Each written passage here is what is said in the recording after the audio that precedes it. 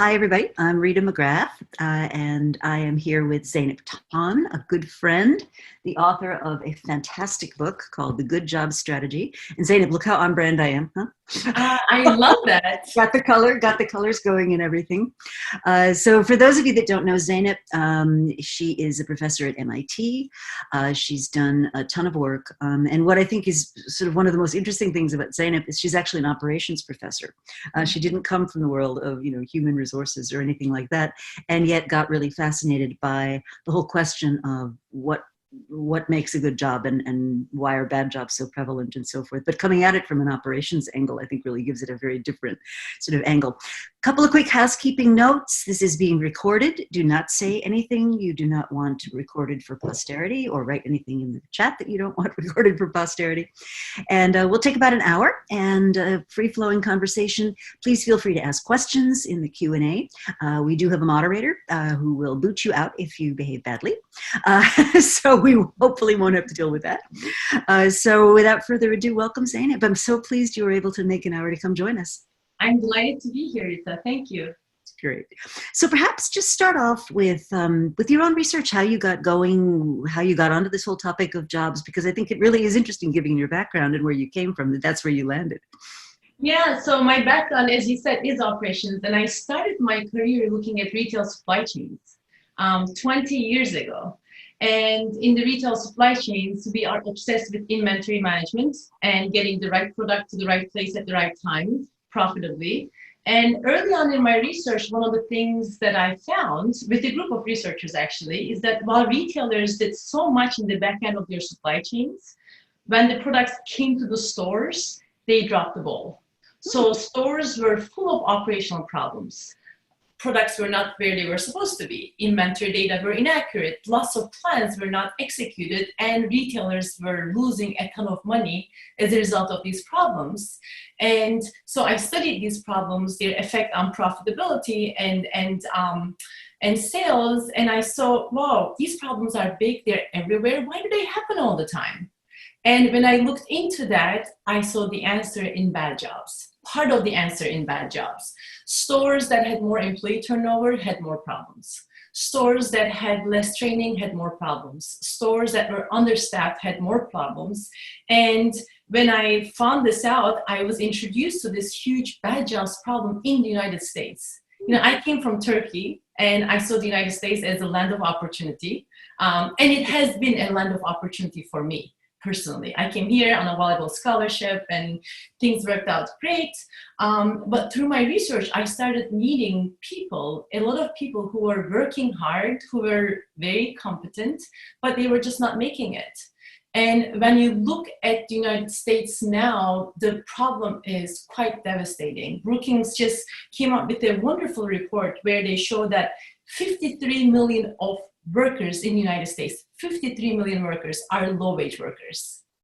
And low wage and the median wage is $17,000 and $950. Whoa. It's 53 million. And when you look at the service sector, so retail is what I was studying, according to Bureau of Labor Statistics, in 2018, there were 42 million people who were working in these low-wage jobs. And these jobs are not just low wages, but also very unstable schedules. So you can get your schedule 1 or 2 weeks in advance, and then it can even change in the last minute. You are given very few hours to be able to make a decent living. And apart from low wages and unstable schedules, I saw that retailers were treating their employees as interchangeable parts. Mm-hmm. They were given no decision rights, they weren't empowered. And one retail worker summed it up so well. She said, "We are throwaways who are a dime a dozen, just human robots." So this bad jobs problems, what was fascinating to me was it was driving a lot of poor performance in the companies. So what my research showed was that these bad jobs are not really necessary. They are a choice that companies are making. And there's a much better choice, which is good jobs. And this is not just a theory, because even in low-cost retail, what I found was that there's a group of companies who are able to pay their workers high wages, provide them stable schedules, meaning and dignity in their work, and offer just as low wages as the bad jobs retailers and make just as much money as the bad jobs retailers. So the one I think I came at it from the operations angle, but what I came out with it was that bad jobs are a choice and there's a much better way to run a business. I think that's really inspiring.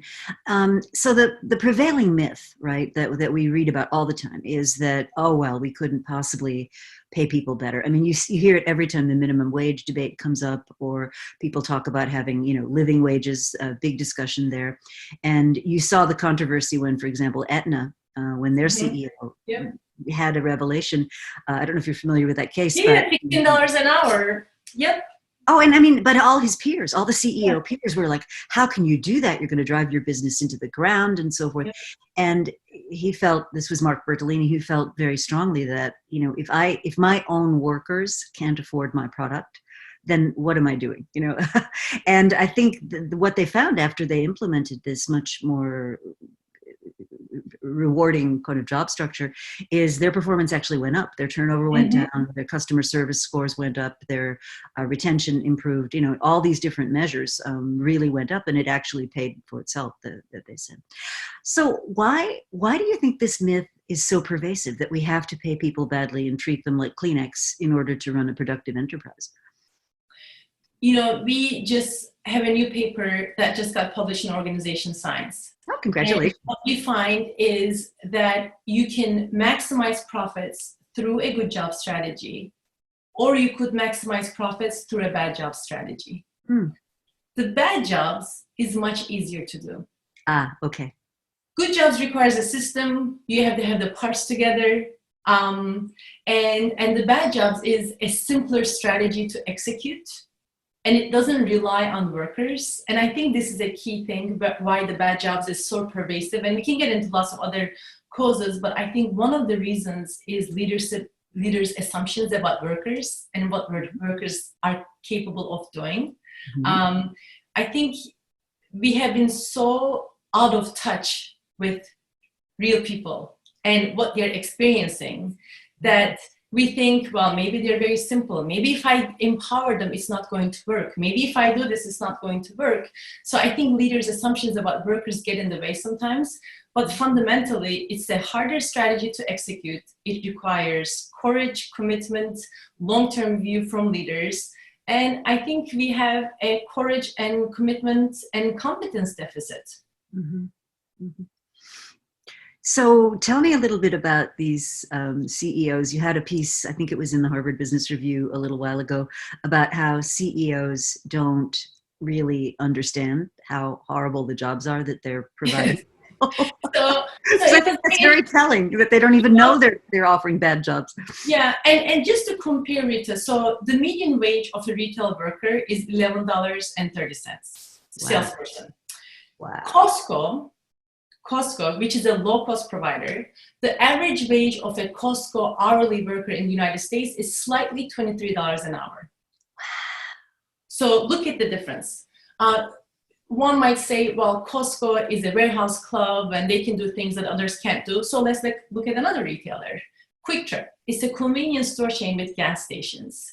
And they're based in Tulsa, Oklahoma.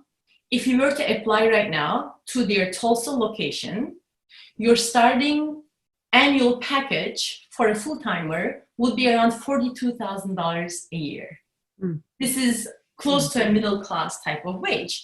So here I see companies that are in the low-cost retail environment paying their workers really well, and then the median wage is $11 an hour. So now I'll go back to your question. So a couple months ago, I was moderating a panel in Washington, D.C. with a couple of CEOs. And I asked the question, why are bad jobs common? And what is it going to take for more CEOs to pay their workers more, to invest in them like Bertolini did? And when there is a clear moral case for it, there's a clear competitive case for it, and there's a clear financial case for it. And we can get into either moral, competitive, and financial later. Why is that? And then these CEOs said to me, well, companies are investing in their workers.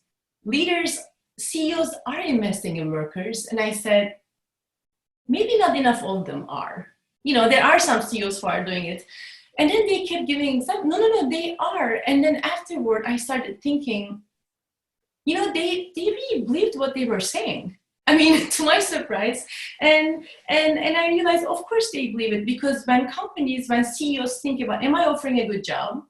They benchmark themselves against other competitors who are offering just as bad jobs, right? So if I'm Starbucks, or if I'm Dunkin' Donuts, or whichever company, I say, well, I'm giving $12 an hour, but that's the market wage. So I feel good about it. The other reason why they convince themselves is that they look at the wrong metrics. So we work with several companies where you provide employee surveys, and like, are you proud to work here? Can you express yourself? And then people come out and say, wow, people are really proud to work here. And then I look at them and I say, yes, but we have 80% employee turnover. So they convince themselves through those surveys that they are offering, good jobs, but in reality, their turnover is very high. Why? Because they don't pay workers high enough. Why? Because they don't offer stable schedules. Why? Because there is not a career path. So they look at whatever metric makes them happy, right, and makes them believe that they are in fact offering good jobs. And the other common thing that we have seen is that they tend to conflate culture with good jobs. They say, well, our employees can come to work with their tattoos, they can wear whatever they want to, they can express themselves, we have a really nice culture, and therefore we must be doing everything that we can for our workers. But no, you're not paying them enough. You're not offering. So I think they look at the wrong things and they benchmark themselves against the wrong companies. Instead of saying, hey, Costco is paying $23 an hour, how can we get there? But I'll give you a nice story too. Last year, I can't name the company, and one day I hope that I will name this company, outside retailer, outside the retail space. The CEO of this huge company reached out to me, and he said, I truly believe that America needs good jobs and higher paying jobs. And we started engaging in a conversation, and he said, but just some jobs just don't contribute enough. And this person had lots of call center workers, and he was talking about, the call center workers, it's just, you don't contribute enough. And I said, would you say that a retail job is one of those jobs where, people can't contribute enough? And he said, yes. And I said, well, Costco pays $23 an hour. And his eyes opened up, and he sent an email to his group saying, how can we design our jobs so that our employees can contribute $23 an hour? There's also that way of looking at it, because people's contribution is not fixed. It's not that Zeynep goes into a job and Zeynep can only produce $12 an hour of wage. No, the design of the job enables Zeynep or Rita or whoever to either contribute a lot or contribute little, to be productive or not to be productive. And I think sometimes we miss that, how much job design can affect the productivity and contribution of people. And that is the part of the good job strategy that is very operations driven. yeah, right? It's not just about investing in workers, but you have to design the job so that employees can be super productive, so that they can contribute a lot, so that they can continuously improve your processes, your services, and your products. So one of the things we talked about, this was going back a couple of years now, and we were talking to Jeff Pfeffer, remember? And he's going to be part of the Fireside Chat. Oh, wonderful! In a couple of weeks, yeah. And of course, he wrote a book called "Dying for a Paycheck," which touches on some similar themes. But what was interesting about the conversation with Jeff was he said, this has been extensively studied. That there is absolutely no empirical question that if you provide decent pay, cross-training, that what it does is it influences the revenue side of things, right? And I think this is one of the most interesting things to me, which is when CEOs look at their payroll, and any large company, right, big payroll, they can immediately see the cost side impact of offering better pay and better working conditions. What they don't see is the revenue impact. And so I think it was some years ago, you were writing about IKEA and the closet unit in IKEA. and I'll just retell the story because it's a long time ago now. But they had this unit. It was like sort of California Closets on the cheap, right? And it was really an underperforming part of the store, and they were actually considering shutting it down. And then a bunch of sort of their corporate anthropologists went and spent a couple of days watching customer behavior in that part of the store. And what they realized is people were coming in intending to buy, and come and just like in this sea. I mean, do you come in with the right measurements for your closet, and how many hats do you have, and what the design? I mean, I don't know. You don't know. And what they experimented with was they took a couple of skilled designers and had them working in that unit. And when a customer came in, they would walk them through the whole process of design and how that would work. And sales took off, just absolutely skyrocketed, because what they'd done was they'd taken the employee, and instead of saying, here's an interchangeable part employee, they said, here's someone with human expertise and empathy who can actually help you figure this out, right? And that gave people the confidence and the willingness to spend. And I find it very interesting now, if you go into New York and look at the IKEA design stores, that their entire stores, where you don't really actually buy anything, they're full of designers who can help you take your 600 square foot apartment and turn it into a comfortable living space using IKEA products. And I think it's going to give them a tremendous edge. Yeah, and the first part of that story is really so common in retail, and that's why we're seeing so many bankruptcies during the last couple of decades, and a couple of years, and more will come out. But there has been, retail is a very low margin industry, right? Many retailers make single digit profit margins, and in this low margin setting, there's an obsession with cost cutting.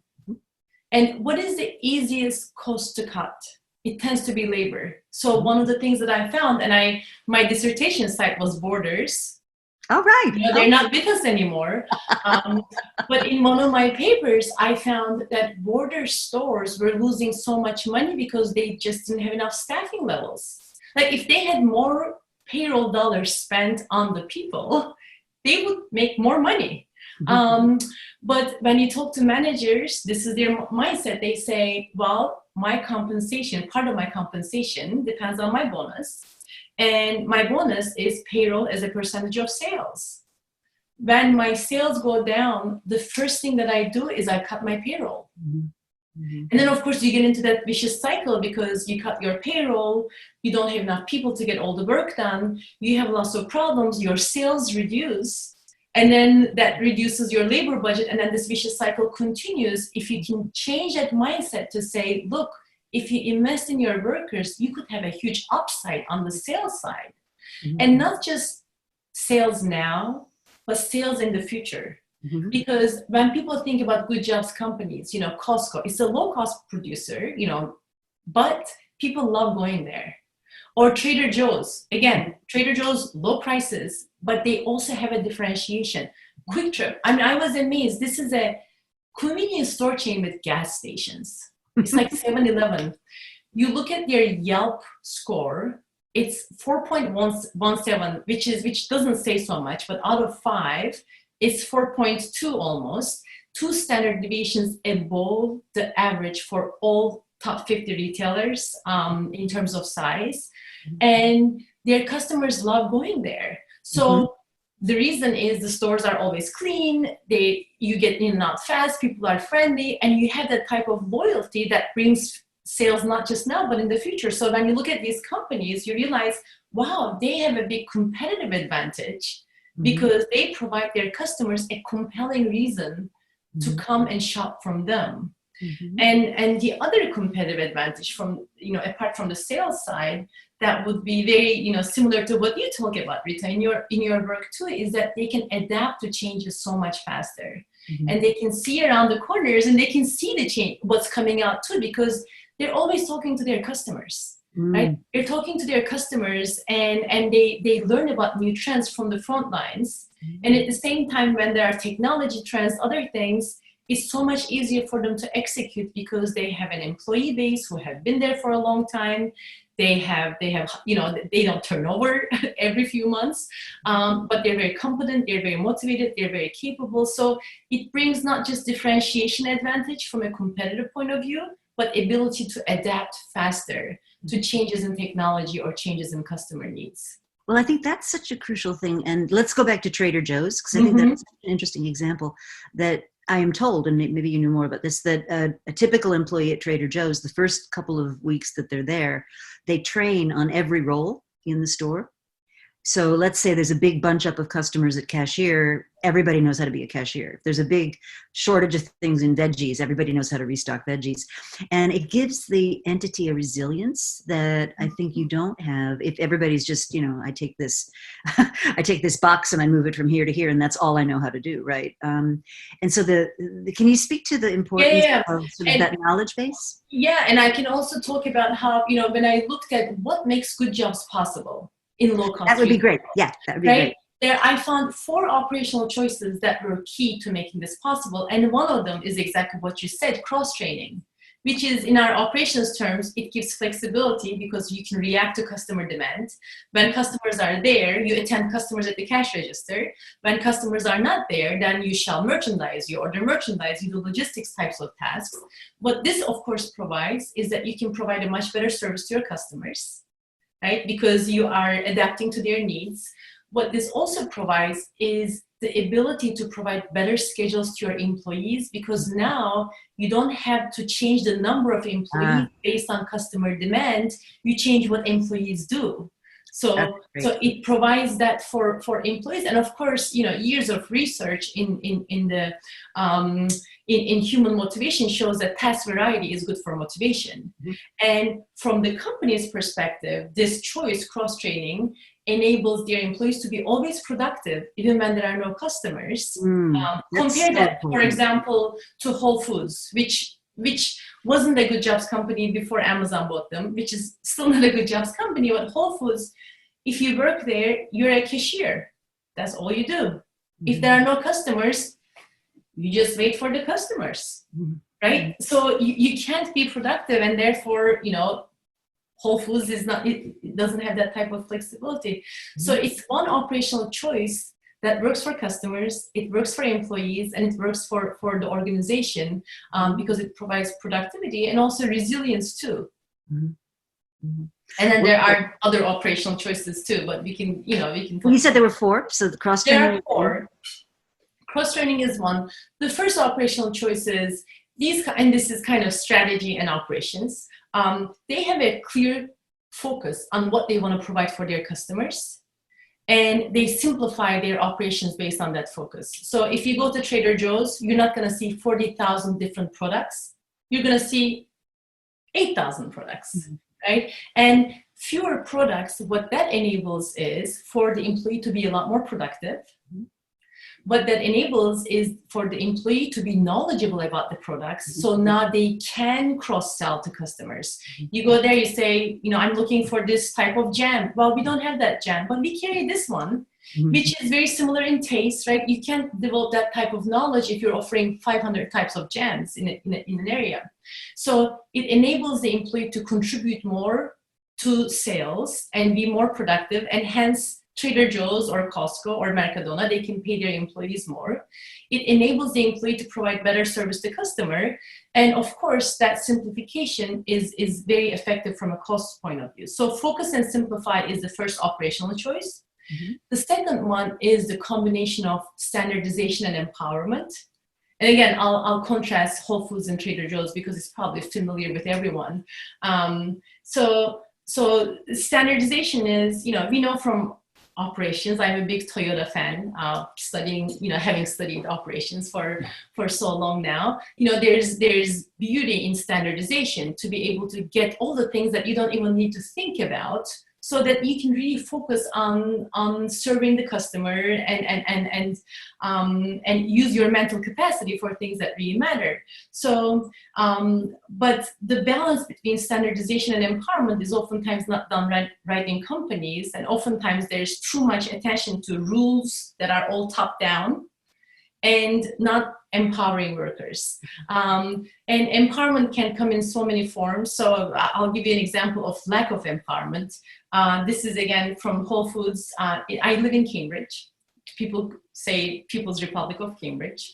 And, long before this was common in other places, in Cambridge, we had to bring our bags to shop. And you could buy a shopping bag from Costco or from Whole Foods or from Trader Joe's. So I bought the shopping bag from Whole Foods. And after one use, it broke. So next time I was at Whole Foods, I said, could you please replace this? Because it broke, I just bought it. And then the cashier said, I have to ask my supervisor.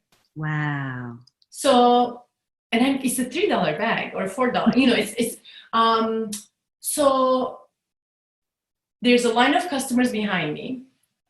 She can't replace that bag for me. So she's wasting her time, her supervisor's time, other customers' time for a $3 bag. If I were at Trader Joe's or at Costco or at Quick Trip, they would have said, sure, I'll just do that for you.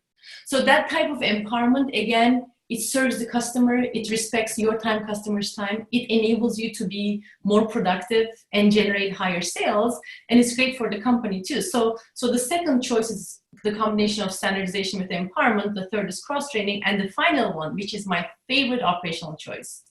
All of these companies, you go into Trader Joe's, you might not see so many different products, but you will see a lot of people. Well, you used to, when you used to do shopping. COVID, right? We'll get to the COVID. So because these companies tend to staff their environments with more hours of labor than the expected workload. Why do they do that? Because they know that there's going to be variation in customer demand. They want to be able to serve their customers very well. And why do they do that? Because they know that they need their employees to have enough time to get all the work done so that they can serve the customer and they don't make mistakes. They do this so that they can better hire people. They do this so that people are not burned. I remember Quick Trip CEO, when I asked them, this convenience store chain with gas stations, they have in every market that they operate, they have 20% or more employees who are called relief employees. They don't report to any store. They are relief workers who just go to a store that needs help. And I said, how can you afford to do this? Like, how can you afford to have so many more people than you need? And he said, don't call me a jerk, but if understaffing, if it's something that hurts my customers and it hurts my employees, why on earth would I be understaffed?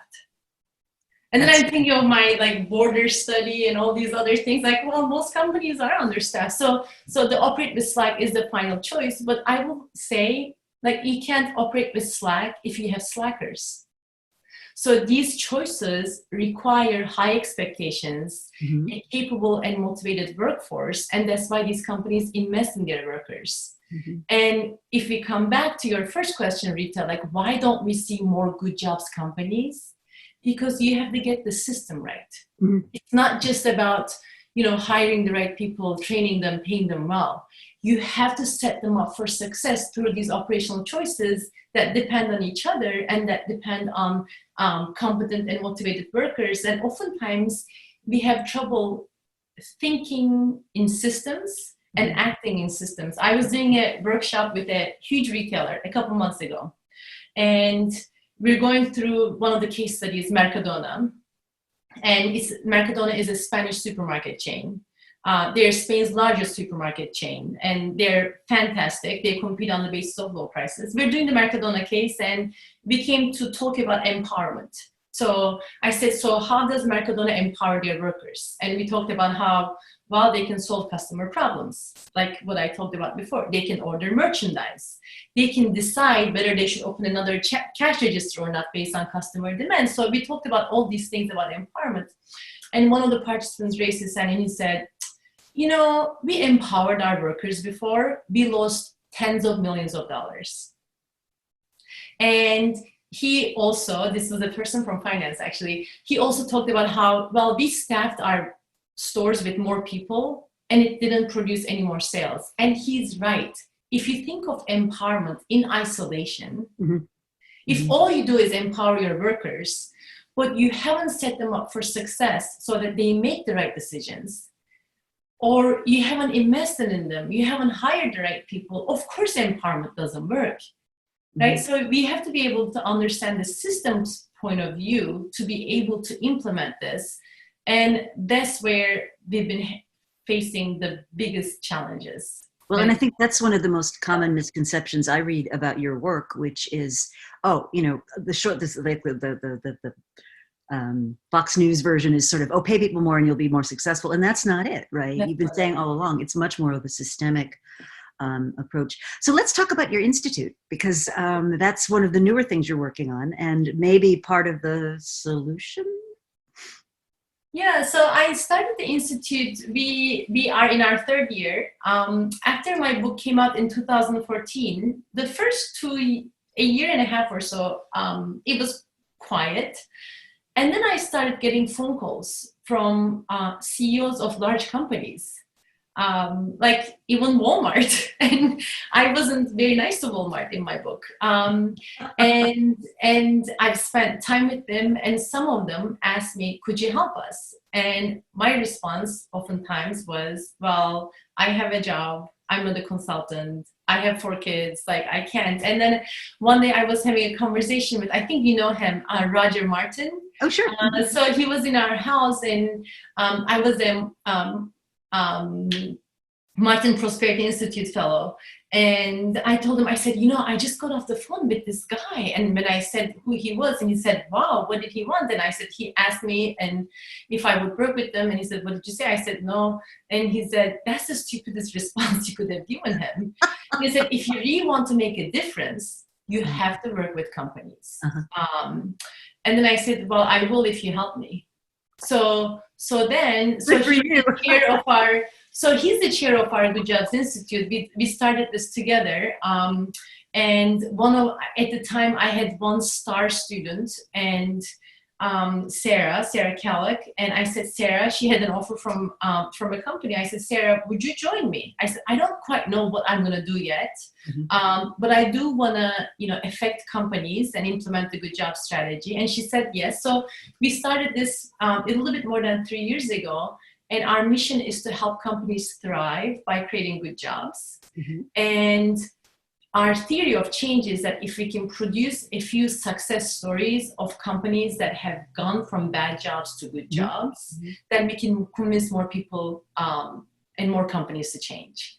So we work directly with companies. We offer them workshops or thought leadership. And that's what we have been doing. And I will say I learned more, I think, in the last 3 years than I have had in my whole research career, because you also generate some empathy when you work with companies, and you realize these things are harder than, just talking about them. Sure, of course. Well, and I think that's great. And you've got an index now, right? The Good Jobs Index that you've been working on? Yeah, so we have been flirting with this. We have a Good Jobs Index, Good Jobs Score, which, in fact, yesterday we were on the phone with this private equity company. I know they have a bad name, but this is like very good people, and they want to have a fund around good jobs. So we're trying to figure out if there are ways to work together. Yeah, and there are some advantages to private equity. I'm not naive, like I realize all the disadvantages, but one of the advantages is that you can take something for 4, 5, 6 years, keep the same management team, and implement change. Because one of the barriers that we have found is executive leadership turnover is also very high. So you start something like this and the CEO leaves or the COO leaves, and then the new person has their own, thing. So we're thinking about maybe co-branding this. We don't know quite yet, but the Good Jobs Index or Good Jobs Score was, can we identify from publicly available data which companies are implementing the good job strategy and which ones are not. So we did this in the food retail space. So we looked at the public companies in that space, and we look at 3 different things, because the good job strategy, again, it's not just about workers, it's also about customers and productivity. So we get customer data, employee data, and productivity data, and we put them together into a score and then rank companies. So we haven't institutionalized that because the audience for that really is investors. And we have decided that we're going to have company executives as their primary audience and really change them. But it is something that's out there. That's great. So a couple of questions have come in about whether this applies to manufacturers. That's a fantastic question. And being a student of operations management, of course, where I first learned about good jobs was through the study of Toyota. And if you study operations, you can't help but learn about the difference between the old GM or old Ford way of operating factories with very high turnover, low wages, and in a whole system designed around high turnover and employees who are interchangeable parts. Right. Well, it's all about bad robots, basically. It's people as bad robots. Exactly. I mean, Henry Ford had this very famous saying. He said, "Why do I need to hire a whole person when all I need is a pair of hands?" Right. So that was what auto manufacturing was in the United States. And then decades later came Toyota, and Toyota showed us that using people as interchangeable parts is not the best way to make cars. In fact, we can make higher quality and lower cost cars if we invest in a system, and that system is very much like the good job strategy. I mean, Toyota, when you look at Focus and Simplify, they have fewer parts. They don't have as much variety as some other companies. Combination of standardization and empowerment comes from the Toyota line. I mean, their workers are empowered to pull the end on cord to identify problems, surface problems, and be part of the improvement. Cross training, they move around every few hours, and then operate with Slack. There's always the wrong impression that lean is lean when it comes to workers. But Toyota production system is anything but lean when it comes to workers. For every 4 assembly line workers, there's a team leader, then there's a group leader. Like, they have Slack built into their system. So many of the principles of the good job strategy comes from manufacturing. And the first evidence of this is from manufacturing. And my hope is that, the service industry now is like where manufacturing was maybe 100 years ago. 100 years ago, manufacturing jobs were very dangerous jobs. They were low-wage jobs, bad working conditions, and super high turnover. And then that shifted quite a bit, at least in certain industries. Now the service jobs are the low-wage jobs, oftentimes occupied by minorities or immigrants or women, and they are high turnover jobs. But just like in manufacturing, we're seeing that there are some companies who offer much better jobs and much better systems and really thrive. So I'm hoping that if we could see a transition in manufacturing, why not in services? Like, why can't we see it in services? Well, and I think we're still operating on a lot of myths in those kinds of industries. So let's turn now to the current situation, the COVID situation. You've got a great Harvard Business Review article coming out on how, coming out of this, we could rebuild with good jobs. We could really use this crisis for good in terms of the design of jobs, and maybe speculate a little bit about what you think it'll take, because we've also had a couple of questions about, is it government that's going to enforce this? Do we need an institutional change of some kind, or is there a different path forward? Yeah, and I can start with the COVID situation first, and then move on to what kind of, because I think, so I'll go to the next one next. But COVID-19, so many businesses have closed. Some of them have experienced amazingly low sales. Retail just came out with 16% lower sales in April than before. Even those that remained open have had their profit margins shrunk because of all the investments that they had to make in keeping workers and customers safe. So many of these companies will have to restart, but also rebuild, because things will be different. And the point of view that I bring is that when they rebuild, they should rebuild based on good jobs. And the reason is their system, in many service settings at least, the system was broken already, right? It's not like the companies were doing so well before and now things have gotten worse. No, their system was broken already because of that laser focus on labor cost minimization.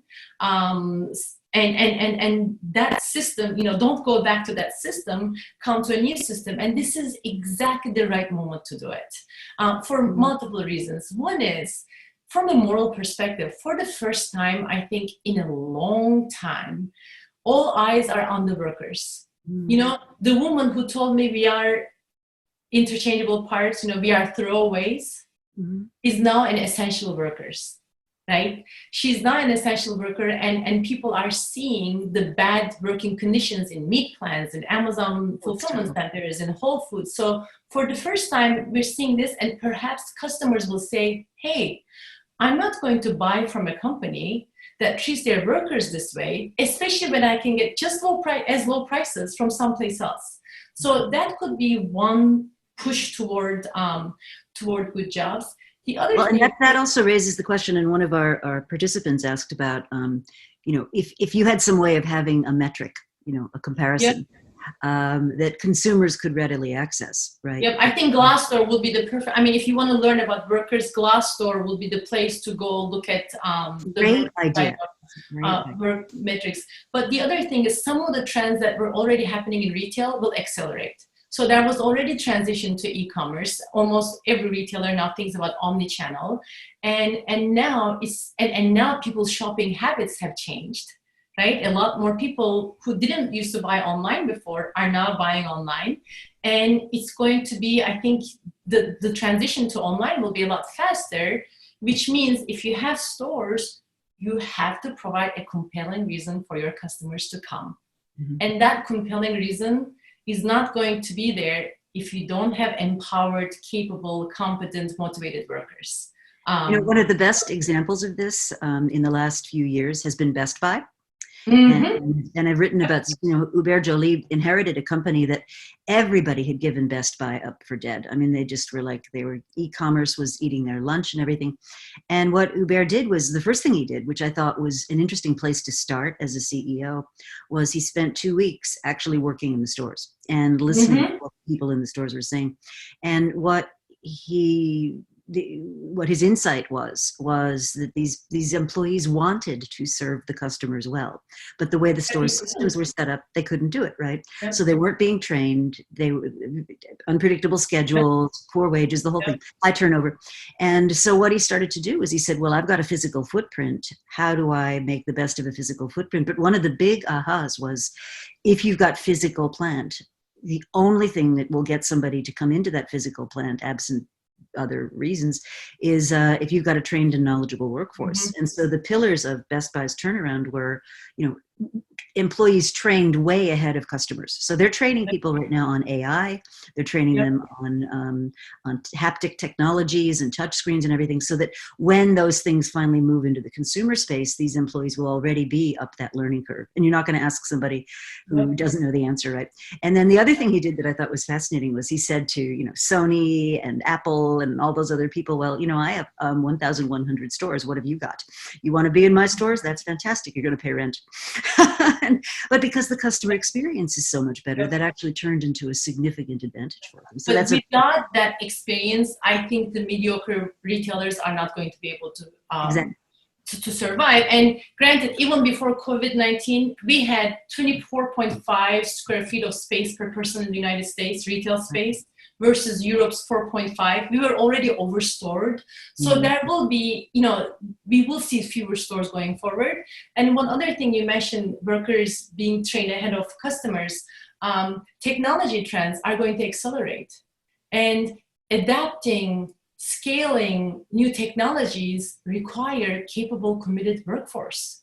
And we might see fewer workers, but we need the workers to be able to scale and adapt these technologies. And finally, I think that the other trend that I expect is that customers will want not just great interactions, but also lower prices. So one of the good jobs companies I talk about, Mercadona, the Spanish retail chain, 2008 economic crisis, 2008 to 2009, they were able to reduce their prices by 10%, which is a huge deal in the retail industry. And part of this was because of the hard work and innovative ideas that came from their front lines. So again, good jobs gives you this advantage. that you can adapt to changes, reduce your prices faster than your competitors. So I think these trends, like if we don't do it now, where else? When else? And the final thing that I will say, and then I'll get to the next question, is that now the investor expectations may also be changing. Right? Amazon said next quarter we're going to spend $4 billion into PP, like we won't be making money. It might be unreasonable for many investors to expect short-term returns. So this is the time to say, you know what, I'm going to rebuild. And the low demand gives you the opportunity to experiment with things, tinker with operational changes, and see how you create the system together. So I think this is a moment where the world needs more jobs. Customers need better service and lower prices. And we need, courageous leaders who will come out and say, this is what I'm going to do. And maybe, just maybe, they will start rebuilding trust in business. Because we need capitalism to thrive. We do. And Rebecca Henderson was on one of our firesides a little while ago. And she talks about her work. Yeah, she's great. She mentioned you as well. And she talks about reimagining capitalism. And I'm reminded of, there was a group called the Council for Economic Development that was formed of leading business people. Maybe you know about them after World War II. Yep. I was just reading about that. Were you? Yeah. So I've been doing a lot of work in this area as well. Yep. And they we sort of won the war, but oh my God, there are 30 million people who are now going to be thrust into unemployment. What is business going to do about it? And they actually forged an agreement around slightly lower corporate profits, but in exchange, powerful relationships with labor, a willingness to provide basic middle-class jobs, worker protections, healthcare, a bunch of other things. That was really part of a post-World War II compact that I think largely created the middle class in the United States and then in other countries as well. They were, for example, they supported the Marshall Plan, which helped rebuild Europe. I mean, there was a lot of good that came out of that. Yeah, and Rita, this is what you said about them is so applicable to now, right? How do we get more good jobs? Because it can't just be up to a few leaders. There are some companies that are changing. One of our proudest examples is Sam's Club, which had huge investments in worker wages, creating stable schedules, and in a very low profit margin sector, and they've been doing quite well. But it can't be just a few leaders. There needs to be policy, higher minimum wages, other policies to encourage good behavior. You mentioned in this example, worker voice, right? We need to bring worker voice into this equation. And customers need to be a part of this, as somebody mentioned before. And I think business school education, we have to be part of the solution too. It's Jim Sinegal, the co-founder of Costco, who is my business hero. He comes to my class every year. And he says to my students that he said, for decades, what business schools taught students is that the only thing that mattered was shareholder value maximization. That's the only thing that mattered. That's not what you were talking about just 2 minutes ago, right? These enlightened CEOs, executives were getting together to say, look, for our country, that's not maximizing profits is not the only thing that matters. Exactly. How we play the game is important. Yeah. There's a really interesting guy called Nick Hanauer who runs a website called Pitchfork Economics. And he has a very interesting, very capitalist perspective on this. He says the problem with this whole endemic bad jobs, and you said 43 million people in the US? According to Brookings, 53 million people. Median wage $17,950. It's incredible. But he makes a fascinating point. He said, you're impoverishing my customers. If my customers are living on the thin edge of survival, they're not eating in restaurants, they're not purchasing things at retail, they're just barely scraping by. So if you want a prosperous society for everybody, at the end of the day, it does not serve business leaders well to have impoverished customers, And so I think there's a really interesting, very capitalist argument to be made. Absolutely. Back to business schools for a minute. So I think we are beginning to see a turn away from that, certainly at Columbia, we're seeing much more interest in purpose-driven organizations, social organizations. Even the MBAs are sort of saying there's more to life than this. And of course, the Business Roundtable very famously said, okay, we're actually going to look at stakeholders. So I think you may be right. We may be at a moment. Yeah. So take us to your can next. I just say one other thing related to what you said? You said Uber Jolie, when he went to Best Buy, he spent his first 2 weeks working at the stores. So I wish, if I were the dean of a business school, I would say all my MBA students need to spend a couple of weeks working in the front lines. It doesn't matter whether you work at Target or McDonald's or Gap, it doesn't matter. But part of your education has to be working in the front lines for a couple of weeks to become better leaders in the future, to change your assumptions about workers. We started the conversation with you asking, why don't more leaders do this? To see how hardworking people are, to see how you set them up for failure, right? I have students who work in front lines and they come, and they're MIT students, right? They've graduated from MIT. They're like, I was failing in front of the customer every day because I didn't have the right system. I didn't know about the products. The price changed, but I wasn't made aware of the price change. So it would be fabulous if we could encourage more MBA students to work in the front lines. That's a great suggestion. And we could do that tomorrow and it wouldn't even be expensive. Yes. So let's talk about your HBR article, because I love the optimistic and positive note that you strike there. Yes, so the HBR article is, we've already talked about this, that this is the time to rebuild. This is the time to rebuild. If not now, then when? And if you don't do it from a competitive point of view, you might not be around any longer. Mm-hmm. So, and there was a really interesting piece in the New York Times this past week, I think, and the headline was something like "McDonald's workers in Denmark feel sorry for us." Yes, I think it was a Nicholas Kristof piece. Okay. And I think so, yeah, because he spoke to, apparently, and I'm not, I haven't done comparative studies of United States versus other countries, but apparently the prices at Denmark are only slightly higher, not even like, very slightly higher. But the workers there make decent wages and they can afford to buy a home, live comfortably. And that is the way it should be. And yeah, they were pitying US workers. I think McDonald's is an interesting one because a lot of people in our generation associate McDonald's as a starter job. Oh, that's where I worked when I was in high school, right? Like that was where I started. They used to be starter jobs 20, 30 years ago. They are no longer starter jobs.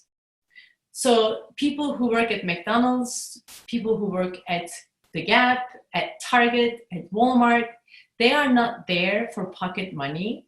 They are there for their livelihoods. And we have to make these jobs middle-class jobs if we want to have a thriving economy where we cannot say if we want to increase consumption of services and products, we need to raise up these jobs to become middle-class jobs, because I don't see how else we are going to create a more sustainable society.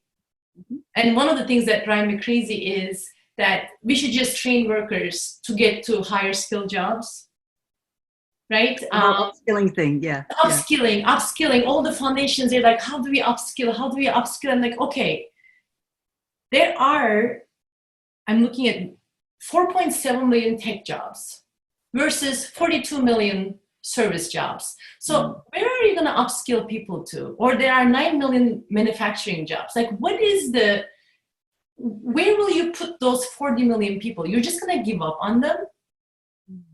No, they're not. And they are not low skill jobs. You have to change the job design so that they could support middle class, just like Costco or Quick Trip or Mercadona. So I think the reason that I'm optimistic is that we have a solution. We know how to get there.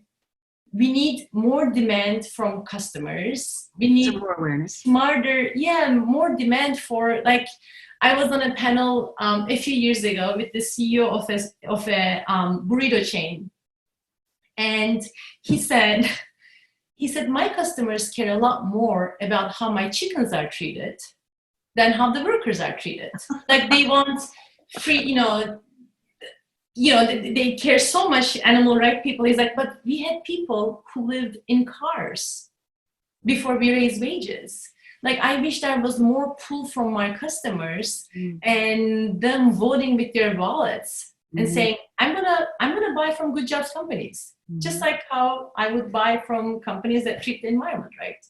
So we could make that happen out of this rebound, right? If enough voices were raised, we could make that. So that's why I'm optimistic. And if I'm not optimistic, it will be hard for me to motivate myself to work.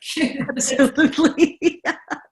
So, I think that's a great to do for the people that are our listeners. Are there any more kind of things that I, as a person, without being a CEO or a head of a government or something, are there any other things that I could do that would contribute to this cause? Yeah, I think the easiest thing to do is to be more conscious shoppers and buy from places that offer good jobs, especially because you don't have to pay more. You can find just as low prices. That's the easiest thing to do. I tell my students that to also, when they consider where they're going to work, not to work with companies who are not in line with their values. Because I tell them, look, you don't take your talent, your hard work, competence, your network to a company whose values you don't agree with. Because luckily, people who have a certain level of education can choose. So choose where to place your talent and choose with your values. Those are probably the things that we could do as individuals. And if you are working for one of those organizations, try to advocate for good jobs. And with numbers, and with the financial, competitive, and then the moral case too. Well, but I think the most fascinating thing about your research, and we'll have to wrap it up in just a minute, but to me, what just struck such a chord when I first ran across your research, and I think I was like reaching out to you when the book came out, and I was like, I've got to talk to you. It's so important. But the fact that together with Jeff and a bunch of others, you can actually find the performance implications. It's not that this is just a feel good, nice to do, bleeding heart kind of thing to do. It actually makes a big difference in terms of performance. And I think that's really where your work is so different from a lot of other kind of advocates for this, in that it really makes a very compelling case for that. At the end of the semester, I get emails from students and they say, I came skeptical. And then at the end of the term, I was sold. Because they see it one after another in different industries, the performance. And, I teach business school students, but there's enough evidence that this is profitable. And a really, it's profitable as well as a great thing to do humanly, and how often do you get that combination? It doesn't often happen. And Rita, I want to thank you because ever since we met, you have been so supportive of this work. You always talk about this. You give the opportunity to spread this around. So I want to thank you for your support. I'm a huge believer, and if there's anything I can do, you know where to find me. So this hour has just flown by, and I want to really thank you. I know with 4 kids at home and all that implies, you're probably pretty busy. So I appreciate you taking the hour. And where can people go to learn more? They can go to goodjobsinstitute.org. They don't need to buy my book. I'm an operations professor, not a marketing one. We have so much information about the good job strategy. There are videos, there are insights. So go to goodjobsinstitute.org for more information. For anybody who wants to be an advocate, that's where they could start. Yep. Thank you. Thank you so much. Thank you. Take Bye. care.